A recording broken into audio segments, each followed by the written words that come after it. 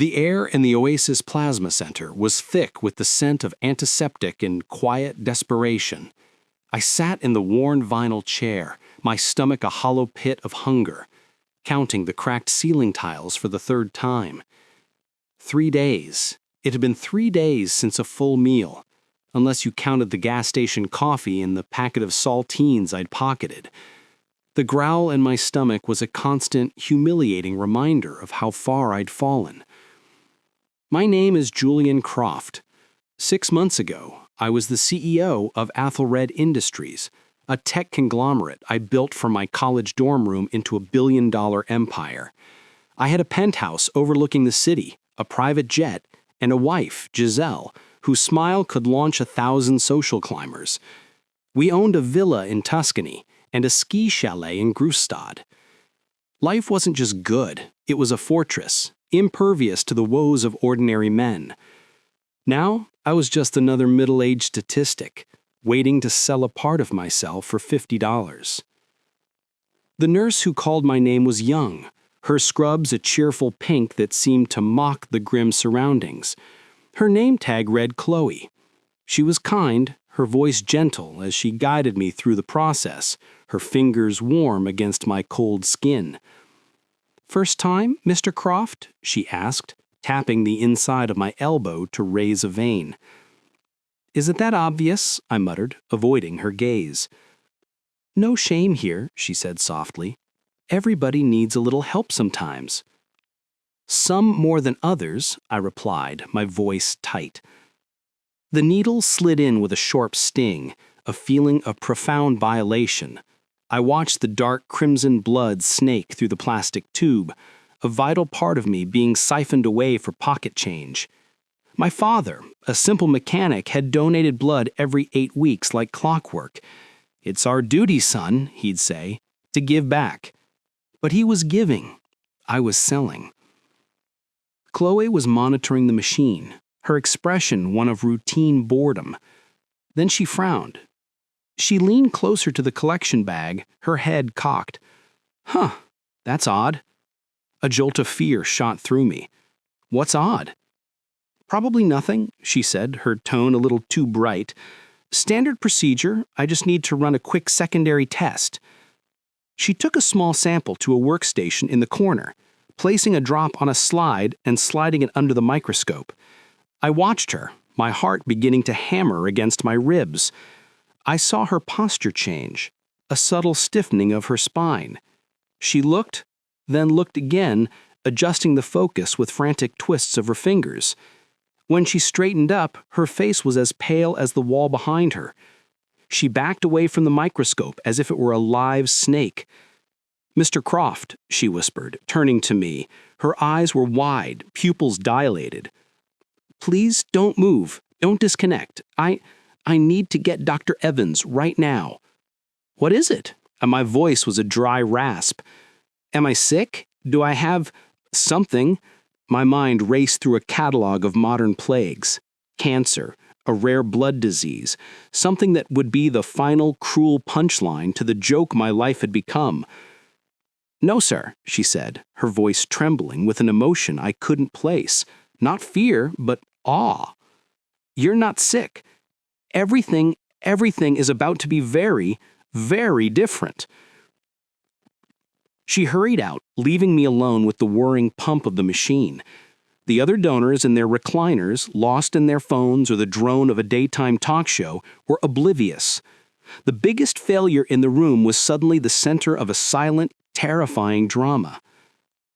Dr. Evans arrived within minutes, a man in his 50s with a harried expression and a lab coat that was slightly too large. He didn't look at me at first. His eyes were locked on the slide Chloe handed him.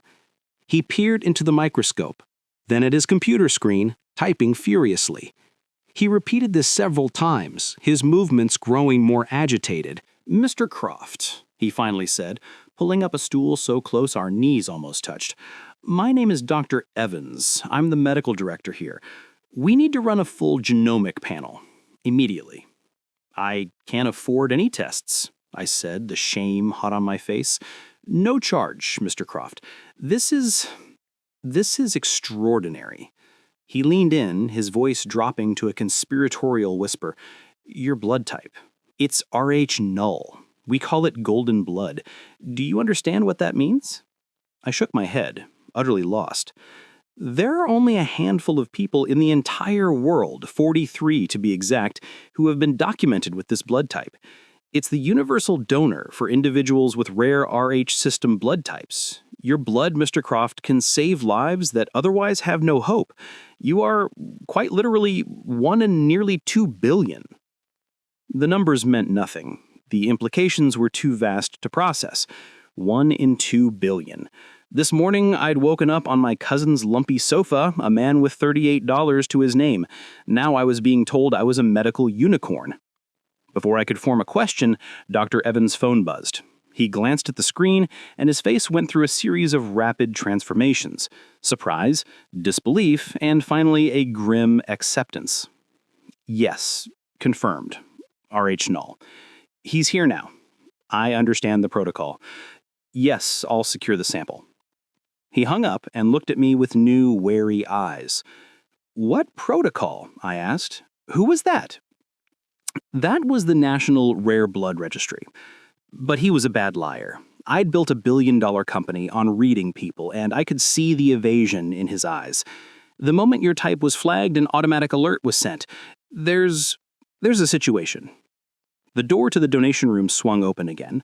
A woman stood there, silhouetted against the harsh fluorescent light of the hallway. She was unlike anyone else in the Oasis Plasma Center. She wore a tailored charcoal gray pantsuit that screamed of Savile Row, and she carried a leather portfolio that probably cost more than my first car. Her hair was a sleek, dark bob, and her eyes, a cool, assessing gray, scanned the room before landing on me with the force of a physical blow. "Dr. Evans?" she said, her voice crisp and accentless, the voice of international boardrooms. "Dr. Evans." Dr. Evans replied, standing up quickly. He looked nervous. "This is Mr. Julian Croft." She walked toward me, her heels clicking a precise rhythm on the linoleum floor.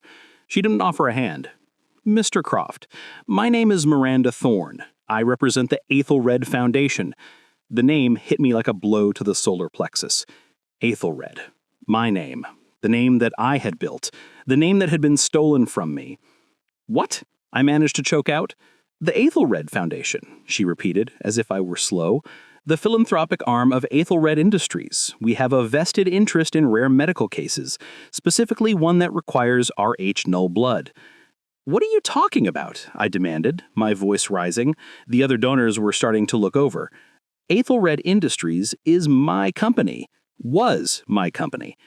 The current CEO, Alistair Vance, is in urgent need of a bone marrow transplant. A rare complication from a pre-existing condition has made his situation critical. His blood type is AB negative, but due to a lifetime of transfusions for his condition, he has developed multiple antibodies. He is, for all intents and purposes, unmatchable, except with Rh null blood. You are his only hope." The world tilted on its axis. Alistair Vance. My former best friend, my protege, the man that I had brought in from a failing startup and groomed to be my second in command, the man who, 6 months ago, had orchestrated the most brilliant, ruthless coup I'd ever witnessed, using a web of forged documents, manipulated stock prices, and whispered lies to the board to have me ousted from my own company. He had stood in my office, the one with the panoramic city view, and said, "Julian, the world belongs to the hungry. You've gone soft." He had taken everything, the company, my reputation, my fortune. And in the ensuing chaos, Giselle, seeing the fortress walls crumble, had simply walked out. "I can't live like this, Julian," she said, not meeting my eyes as the movers packed her Louis XIV furniture. "I need stability." And now the universe, in its infinite, twisted sense of irony, had delivered his salvation into my veins. My blood. The blood of the man he had ruined. I started to laugh. It was a harsh, ugly sound that ripped from my throat. Chloe and Dr. Evans stared at me as if I'd lost my mind. Miranda Thorne merely watched, her expression unreadable. "He's dying," I asked when I could finally speak. "Without the transplant, yes. Within weeks," she confirmed. "And you want my blood, my bone marrow, to save him?" The foundation is prepared to be exceptionally generous, she said, opening her portfolio. We will cover all medical expenses, provide a recovery stipend or $100,000, and make a significant donation to a charity of your choice. I looked from her face to the needle in my arm, to the bag filling with my dark, precious blood. $50, $100,000. The math was obscene. The justice was divine. No, I said, the word quiet but absolute. Miranda Thorne's composure cracked for a fraction of a second. Mr. Croft, I don't think you understand the gravity. I understand perfectly, I interrupted, my voice cold and steady for the first time in months.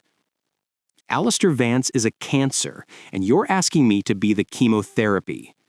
Tell me, Miss Thorne, does he know that his only hope is the man he betrayed? She hesitated, and that was all the answer I needed.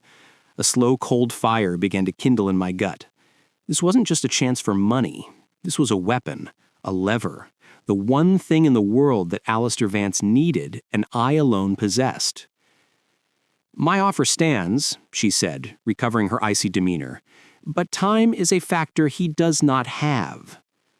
Your offer is an insult, I replied, pulling myself up to my full height. The feeling of power was intoxicating. You can tell Mr. Vance that Julian Croft is not for sale, not for $100,000, not for $1 million. I turned to Dr. Evans. Take the needle out. I'm done here. Mr. Croft, the sample we've already drawn, Dr. Evans began, but I cut him off. Is mine. Every last drop. You will not use it, you will not test it, you will destroy it.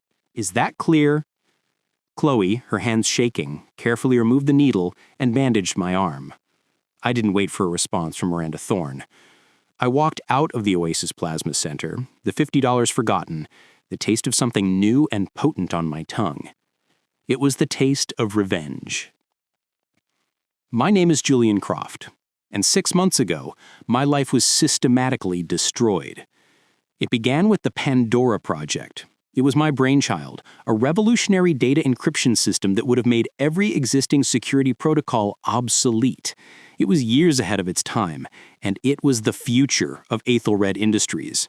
Alistair Vance was my head of R&D, my most trusted confidant. We had been friends since Stanford. I trusted him implicitly. That was my first and most catastrophic mistake. The board meeting was supposed to be a victory lap. I was there to present the final development timeline for Pandora. I walked in, ready to unveil the future. Instead, I was met with cold stares. Alistair stood at the head of the table, in my spot. Julian, he began, his voice dripping with false sorrow. We've uncovered some disturbing irregularities. What followed was a masterclass in corporate treachery.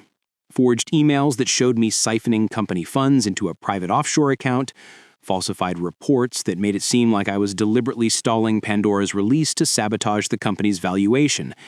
A whistleblower from the accounting department, coached and paid for by Alistair, who tearfully confirmed the fiction. I was too stunned to fight back effectively. The lies were too intricate, the web too well woven. The board, fearing for their investments and swayed by Alistair's silver-tongued promises of a new, aggressive direction, voted me out. I was escorted from the building by security, my personal belongings in a cardboard box. The news hit the wires within the hour. Aethelred founder ousted in fraud scandal. My assets were frozen pending investigation. The vultures descended. The SEC, the FBI, a swarm of civil litigators. Giselle lasted 2 weeks. The day the banks foreclosed on the penthouse, she was gone. She left a note on the marble kitchen island. Julian, I can't be associated with this. I'm sorry. Don't try to contact me.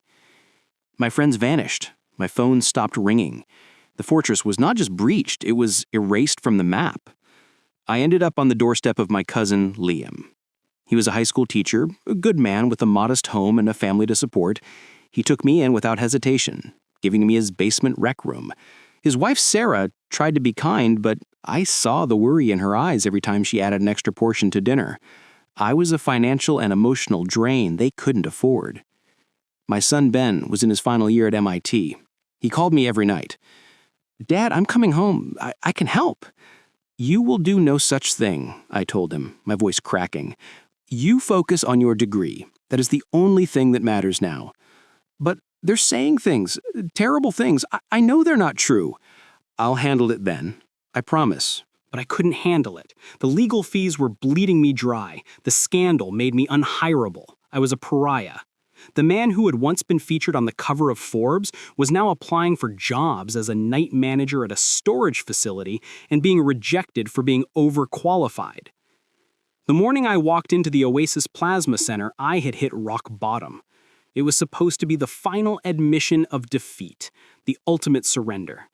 But Miranda Thorne's appearance had changed everything. It had given me not a lifeline, but a sword. I went straight to the public library, using their free Wi-Fi to research everything I could about Rh null blood. The articles confirmed what Dr. Evans had said. It was phenomenally rare. It was a universal lifesaver for a specific, desperate group of people. And bone marrow donation from an Rh null donor was the holy grail for patients with complex antibody profiles like Alistair's. He wasn't just sick, he was trapped, and I held the only key. A plan began to form in my mind, cold and precise. It wasn't enough to simply deny him. That was passive. I needed to be proactive. I needed to use this leverage to dismantle the life he had built from the ruins of mine. A few days after the Plasma Center, my phone rang. It was an unknown number with a New York area code. I let it go to voicemail. A smooth, familiar voice filled my ear. It was Alistair. He sounded weaker, the usual bombastic confidence replaced by a strained, wheedling tone. "Julian, it's Alistair. Listen, I heard about what happened. At the clinic, Miranda Thorne can be overly formal. She misrepresented the situation. We need to talk, man to man. This is life and death, Julian, please." I deleted the message. Let him sweat. Let him feel the shadow of mortality. I knew Alistair. He was a man who believed every problem could be solved with money or manipulation. For the first time, he was facing a problem that was immune to both. I called the one person I knew I could still trust, Eleanor Shaw, my former chief counsel. She had resigned the day after I was ousted, sending me a one-line email. "I don't work for thieves." She met me at a quiet park bench far from prying eyes. She looked older, tired.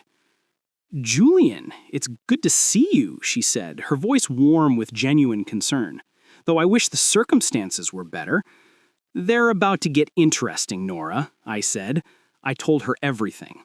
The Plasma Center, the Rh null blood, Alistair's illness, Miranda Thorne's offer. Her eyes widened as I spoke. When she finished, she let out a low whistle.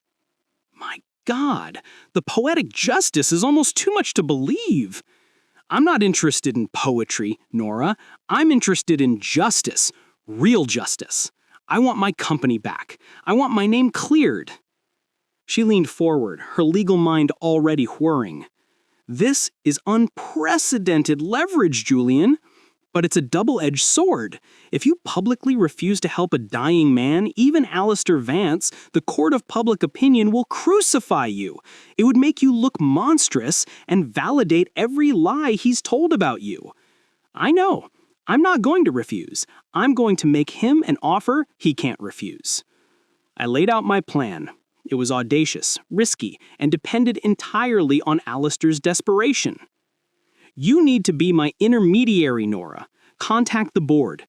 Tell them that I am willing to undergo the painful and invasive procedure of bone marrow donation to save the life of the man who destroyed me. But my terms are non-negotiable." "What are your terms?" she asked, a slow smile spreading across her face. 1. A full, public retraction of all accusations against me, signed by every member of the board and Alistair, admitting to the conspiracy. 2. My immediate reinstatement as CEO of Athelred Industries. 3.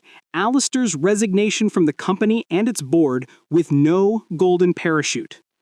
4. The transfer of his entire personal stock portfolio, every share he owns in Athelred, to me as restitution for damages. Nora stared at me, her smile now one of pure, unadulterated admiration. "You're not just asking for your life back, you're asking for his." "He tried to take mine," I said, my voice flat. "This isn't revenge, Nora. It's a transaction. His life for mine." The waiting was the hardest part. I moved out of Liam's basement, using the last of my hidden emergency cash to rent a cheap motel room. I needed to be away from their pity, to stew in my own resolve. I ate cheap diner food and watched the business channels, tracking Athelred's stock. It was volatile. Rumors of Alistair's illness were starting to leak out. 3 days later, Nora called. "They've agreed to a meeting, a neutral location. They're bringing their lawyers." "Of course they are," I said. "Where?" "The conference room at the Langham Hotel. Tomorrow, 10 a.m. The room was opulent, all dark wood and soft lighting, a world away from the Oasis Plasma Center. On one side of the long table sat Alistair's faction, Miranda Thorne, a team of 3 severe-looking lawyers, and 2 members of the board I had once considered allies. Alistair himself was not there. That was telling. On my side, it was just Nora and me. Miranda Thorne spoke first. "Mr. Croft, thank you for coming. We are prepared to make a substantial offer to secure your cooperation. We are talking 8 figures, a sum that will set you and your son up for life. You can walk away from this unpleasantness and live in comfort." I didn't even look at her. I addressed the lead lawyer, a man named Sterling. "Where is Mr. Vance? I was under the impression his situation was dire. Shouldn't he be here to plead for his life?" Sterling cleared his throat. "Mr. Vance is conserving his strength. He has authorized us to negotiate on his behalf." "Then you are wasting my time," I said, standing up. "The only person I will negotiate with is Alistair, and my terms are not up for discussion. They are a list of demands. He can either meet them or he can die. It's a simple choice." "This is extortion," one of the board members, a man named Forsyth, sputtered. I turned my gaze on him. "No, Charles. What Alistair did to me was extortion. This is a business proposal. I have a unique asset. He needs it. The price is non-negotiable. Nora, send them the document." Nora slid a single sheet of paper across the table. It listed my 4 terms in stark, simple language. Sterling scanned it, his face purpling. "This is outrageous. You're asking him to sign over his entire fortune and admit to crimes." "I'm asking for the truth," I said calmly, "and for what was stolen from me. The donation procedure is scheduled for 72 hours from now at Mass General. Alistair needs to be prepped and ready. He will also need to be present with his lawyers and a notary in this room tomorrow at 10 a.m. to sign these documents. If he is not, I walk. And you can explain to the shareholders why you let your CEO die when his salvation was on the table." I turned and walked out, Nora at my heels. I didn't look back. The call came that evening. It was Alistair. His voice was a raw, broken thing. "Julian, please." I said nothing. "They showed me the paper. You can't be serious. My entire portfolio, my reputation." "You took mine," I said quietly. "Why should you get to keep yours?" There was a long, ragged breath on the other end of the line. I could hear the whir of medical equipment in the background. I'm sick, Julian. I'm dying." "I know. We were friends once. We were. Then you decided to be a king. But it turns out even kings bleed, Alistair. And it turns out your blood is cheap. Mine, however, is priceless. Your move." I hung up. The next morning, at exactly 10 a.m., Alistair Vance was wheeled into the conference room at the Langham Hotel. He was a ghost of the man I remembered, gaunt, pale, an IV pole trailing beside his wheelchair. His eyes, once full of cunning and ambition, were now just scared. He didn't speak. He looked at me, and in that look I saw it all, the fear, the regret, the hatred. He picked up the pen. His hand trembled so violently that the lawyer had to steady it. He signed each page. A notary stamped and sealed the documents. It was over in 5 minutes. As his aides began to wheel him out, he looked back at me one last time. "Are you happy now?" he whispered. "No, Alistair," I said, holding his gaze, "but I will be." The bone marrow donation was performed the next day. It was an uncomfortable, painful procedure, but I endured it with a sense of grim satisfaction. Every ache was a reminder that justice was being served milliliter by milliliter. Alistair received the transplant. It was a success. His body accepted the marrow. He would live. I, however, was reborn. The press conference was a media frenzy. Nora and I stood at the podium, flanked by the chastened board members. They read the statement we had prepared, their voices shaking with humiliation. They admitted to being misled by Alistair, to participating in a rush of judgment based on forged evidence. They announced my full and complete vindication and my immediate reinstatement as CEO of Ethelred Industries. The news exploded. A stunning reversal. Croft vindicated in corporate coup. Alistair, upon his release from the hospital, was a broken man. Stripped of his wealth, his power, and his reputation, he faded into obscurity. I heard he moved to a small island in the Caribbean, living off what little he had managed to hide. I didn't care. He was a ghost. My first act as reinstated CEO was to fire the board members who had betrayed me.